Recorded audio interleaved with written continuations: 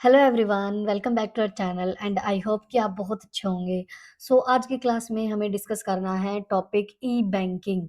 ई banking का मतलब होता है इलेक्ट्रॉनिक बैंकिंग। अब ये टॉपिक हमारे सिलेबस में किस लिए गिवन है, क्योंकि जब भी हम मनी ट्रांसफ़र करते हैं ऑनलाइन तो ऑब्वियसली हम लैपटॉप, कंप्यूटर सिस्टम या मोबाइल फ़ोन का ही यूज़ करते हैं। तो इसलिए ये टॉपिक भी हमारे सिलेबस में गिवन है, तो इसको हम डिस्कस कर लेते हैं। अब सबसे पहले इसकी डेफिनेशन देख लेते हैं। ई बैंकिंग होता क्या है? ई बैंकिंग मतलब इलेक्ट्रॉनिक बैंकिंग, मतलब एक बैंक से दूसरे बैंक में मनी ट्रांसफर करना with the help of internet. अब जैसे पहले क्या करते थे, हम चेक्स यूज करते थे, ठीक है।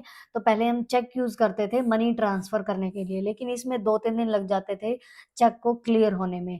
या फिर ऐसा भी हो सकता है कि जो हमारा चेक है वो गुम हो गया, स्पॉइल हो गया, तो उसके लिए हमें दोबारा से फ्रेश चेक की जरूरत पड़ेगी, और जो कि जिसमें बहुत ज्यादा टाइम लग जाता था। तो इसलिए आज के टाइम पे हम ई बैंकिंग का यूज करते हैं मनी को ट्रांसफर करने के लिए, या कोई भी रिचार्ज या कोई भी पेमेंट करने के लिए, ठीक है। अब इसमें ही एक एटीएम फैसिलिटी होती है। एटीएम की फुल फॉर्म होती है ऑटोमेटिक टेलर मशीन। इसमें क्या होती है, ये एक ऐसी फैसिलिटी है या पार्ट है ई बैंकिंग का, जिसमें हम मनी या कैश विड्रॉ कर सकते हैं any of the ATM machine and the amount will be debited from the bank account automatically। जितने भी कैश हम विड्रॉ करेंगे उतना अमाउंट ऑटोमेटिकली हमारे अकाउंट से डेबिट हो जाएगा। तो ये भी एक फैसिलिटी हमें प्रोवाइड की गई है, जो कि पार्ट है ई बैंकिंग का। इसलिए जो ये ई बैंकिंग है वो दोनों के लिए ही यूजफुल है, बैंकर्स के लिए भी और कस्टमर्स के लिए भी। अब दोनों के लिए कैसे यूजफुल है, तो इसके लिए कुछ पॉइंट्स है जो हम डिस्कस करेंगे। सबसे पहले है जो ई बैंकिंग, वो बैंकर्स के लिए कैसे बेनिफिट है। तो जैसे फर्स्ट पॉइंट है लेस ट्रांजैक्शन कॉस्ट, मतलब कोई भी ट्रांजैक्शन करेंगे तो कॉस्ट जो है वो कम लगेगी। Less chances of human error के चांसेस भी कम ही है। Reduction in fixed infrastructure cost, मतलब जो भी मतलब कंसिस्टेंट जो भी प्रोडक्ट्स हैं उसकी जो रिडक्शन कॉस्ट है, मतलब जो कॉस्ट है वो रिडक्ट हो जाएगी। कस्टमर लॉयल्टी और सेटिस्फेक्शन रहेगा। रिड्यूस्ड पेपर वर्क भी कम हो जाएगा। तो ये तो था बैंकर्स के लिए। अब कस्टमर के लिए कैसे ये बेनिफिट रहेगा। कन्वीनियंस ऑफ बैंकिंग रहेगा, मतलब इजीली और जल्दी से हम मनी ट्रांसफर कर सकते हैं। लोअर कॉस्ट रहेगी। नो ज्योग्राफिकल रिस्ट्रिक्शंस, मतलब हमें कहीं पे भी जाने की ज़रूरत नहीं है। कहीं पे भी अगर हम हैं और हमें पेमेंट करनी है तो हम कर सकते हैं। उसके बाद रिड्यूस्ड चांसेस ऑफ फ्रॉड, मतलब फ्रॉड के चांसेस भी कम हो जाते हैं। तो ये दोनों के लिए बेनिफिशियल है, कस्टमर के लिए भी और बैंकर्स के लिए भी। अब मोड्स ऑफ पेमेंट देख लेते हैं कि किस किस टाइप से हम पेमेंट कर सकते हैं। सबसे पहले आता है डेबिट और क्रेडिट कार्ड। अब डेबिट और क्रेडिट कार्ड क्या होता है, जैसे बैंक के अंदर हमें दो कार्ड होते हैं, एक डेबिट कार्ड और एक क्रेडिट कार्ड।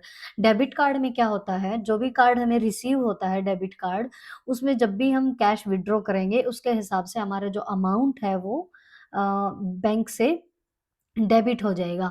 लेकिन जो क्रेडिट कार्ड होता है जितनी भी लिमिट के हिसाब से बैंक हमें प्रोवाइड करेगा, वो हम उसका यूज़ कर सकते हैं। कोई भी अगर हमें प्रोडक्ट की पेमेंट करनी है या जैसे भी हमें यूज़ करना है उस हिसाब से। और इसको हम बाद में कह सकते हैं कि हम इसका रिचार्ज करते हैं कार्ड का, या ऐसे भी कह सकते हैं, लेकिन विद इन लिमिट्स ही हम इसको यूज़ करते हैं। तो अब इसमें क्या होता है, जब भी मतलब ऑनलाइन फ्रॉड होने की डर से क्या होता है कि जो डेबिट और क्रेडिट कार्ड होता है उसके पीछे एक यूनिक सीक्रेट कोड होता है, जिसको हम बोलते हैं सीवीवी, ठीक है। और इस सीवीवी की ही फुल फॉर्म होती है कार्ड वेरिफिकेशन वैल्यू, जो सिर्फ ऑथेंटिकेशन के लिए यूज़ होता है, मतलब कि हम यूज़ कर रहे हैं हमारा कार्ड उसके लिए। लेकिन आज के टाइम पे बैंक जो है वो ओटीपी भी भेज देते हैं, जो भी हमने मोबाइल नंबर रजिस्टर कराया है, तो ऑथेंटिसिटी को वेरीफाई करने के लिए वन टाइम पासवर्ड, जिसको हम ओटीपी बोलते हैं शॉर्ट में, वो भी सेंड कर देते हैं। तो जो भी उस टाइम पे जो भी ओटीपी हमारे मोबाइल नंबर पे आएगा वो हम बता सकते हैं, तो ओटीपी भी यूज़ होता है।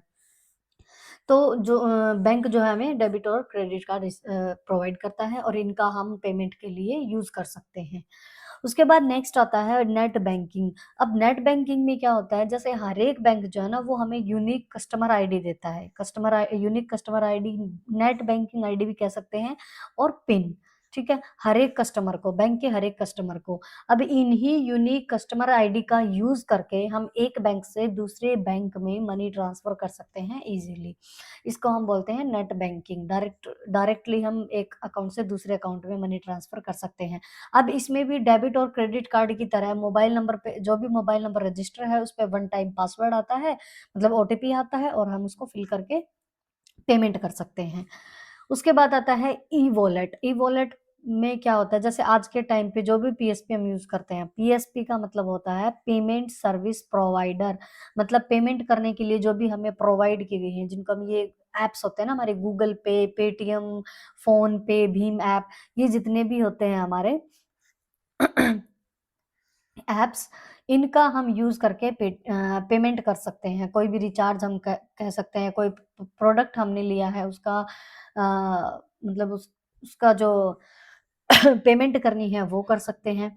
तो इसका जो भी हमें यूज़ करना है उस टाइप से हम इसको यूज़ कर सकते हैं। ये ई-वॉलेट है, इसका आज के टाइम पे हम सब यूज़ कर रहे हैं, तो कोई प्रॉब्लम नहीं है। लास्ट हमारे पास कैश ऑन डिलीवरी, तो कैश देके हम पेमेंट कर सकते हैं।